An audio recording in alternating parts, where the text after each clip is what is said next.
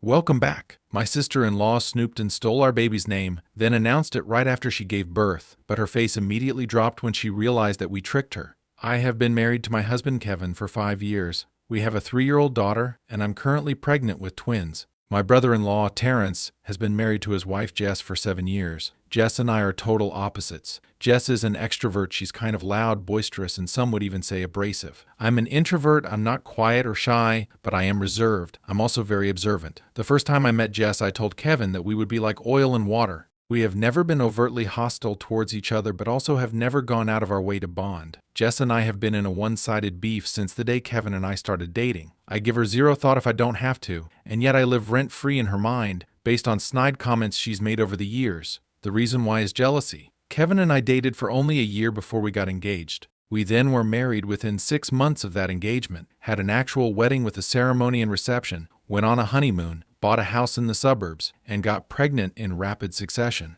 Both of us have good careers and are financially stable. My in-laws adore me. Jess and Terrence did not have a similar path. They had been on and off since they were 19 or 20, with Terrence never really wanting to commit. During one of their breaks, Terrence got a friend with benefits pregnant and now has an 11-year-old son. This has always been a sore subject with Jess due to her fertility struggles, fibroids. When they finally got back together, she pressed him for marriage until he relented and gave her a shut-up ring. They went to the courthouse on a random Tuesday, then had dinner at Red Lobster afterwards, and went back to work the next day. Not trying to be shady, just relaying the facts. They now live in a 2-bedroom apartment in a college town, working hourly jobs. They aren't minimum wage or anything, but they constantly need overtime to make ends meet. This has led her to resent me over the years. She thinks everything has come easily to me and has let that fester. There was a time a few years ago at a gathering where she got drunk and got into an argument with Terrence. I think her attitude that night stemmed from seeing me with my infant daughter. To hurt him, she blurted out that she married the wrong brother.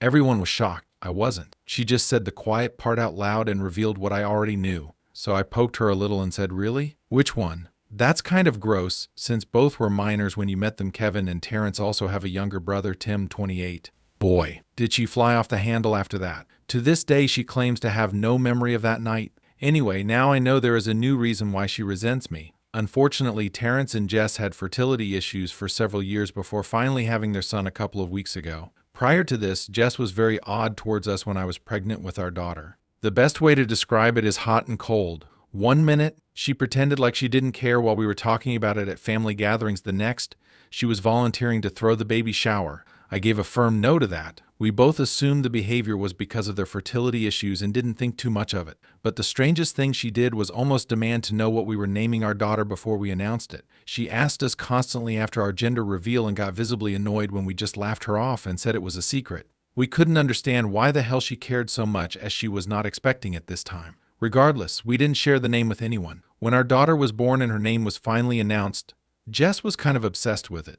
I don't know how to explain it. She just kept going on and on about how beautiful and unique it was. To this day, she comments about how different it is. The name we chose is a pretty common Welsh name, which wouldn't be all that different except for the fact that we are African American. I've always gravitated towards names from different regions and fell in love with the name years ago, and I never shared it with anyone before Kevin. Fast forward to both of us being pregnant at the same time. Jess's odd behavior continued towards me, but this time it was more blatant, snarky comments under the guise of jokes about how big I was going to get with 2 babies and that my body would never snap back like it did after our daughter. She even accused us of getting pregnant on purpose after she announced her own pregnancy, even though the whole family knew we were actively trying, and at the time of her announcement, I was already a few weeks along and didn't know. One thing about me, introvert or not, I'm no pushover and will stand up for myself. But I chose to ignore Jess because I knew that would get to her more than confronting her, as she seems to thrive off drama. Jess was obviously much further along than we are. However, we did have our gender reveal prior to Jess giving birth, and right on cue, the baby name interrogation started again.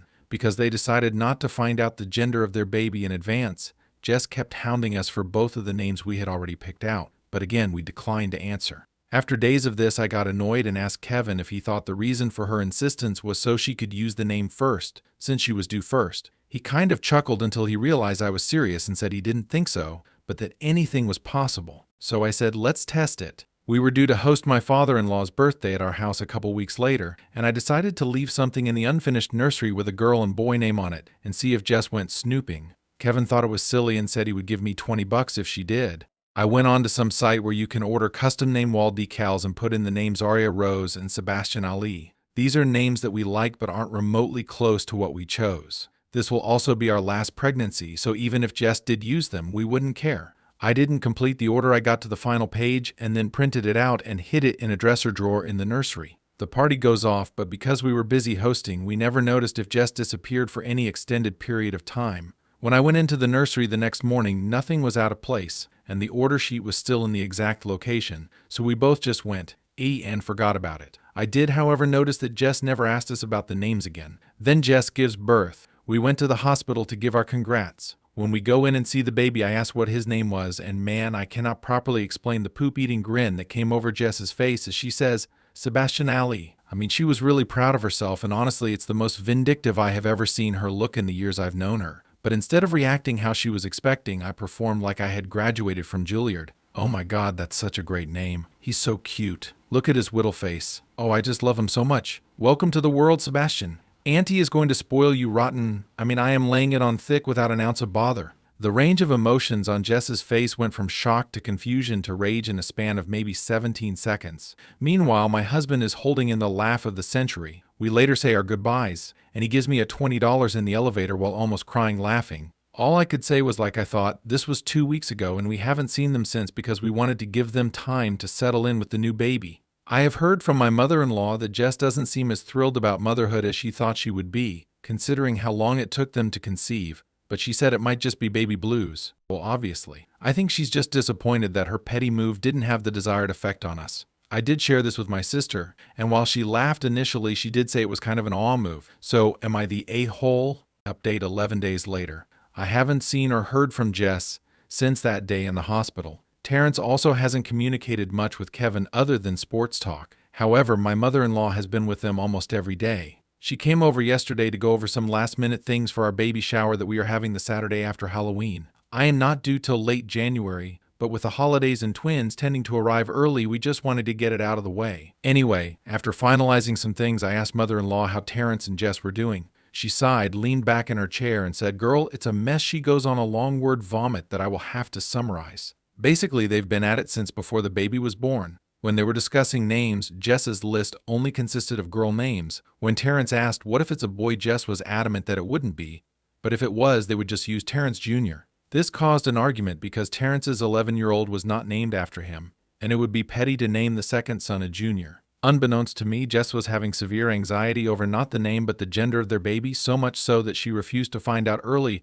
because she was afraid of disappointment, and she wanted to enjoy her pregnancy, believing she was having a girl. She really wanted a girl, really wanted a girl. This goes back to mother-in-law, in my opinion. Mother-in-law is the only girl of 4 brothers. She had 3 boys, 2 of her 3 boys. Tim has a 6-year-old, have boys. Then my daughter came along. Mother-in-law actually broke down in tears at our gender reveal. Since the day she was born, mother-in-law has become a little obsessed with her. LOL. Not in a smothering way. She knows and respects boundaries, but the whole family is aware that my daughter is mother-in-law's favorite person in the world. I think Jess thought that by having a girl she would get that same attention and affection from mother-in-law, as she has never been Jess's biggest fan. When that didn't happen, something short-circuited in her head, mother-in-law's words, not mine. Before we arrived at the hospital that day, they were still fighting over a name. So I guess when I showed up, she just blurted it out. While I still think it was to hurt me, it seems like it was also because she didn't allow herself to think of anything else because she didn't want a boy. I said in the first post how I noticed her expression. However,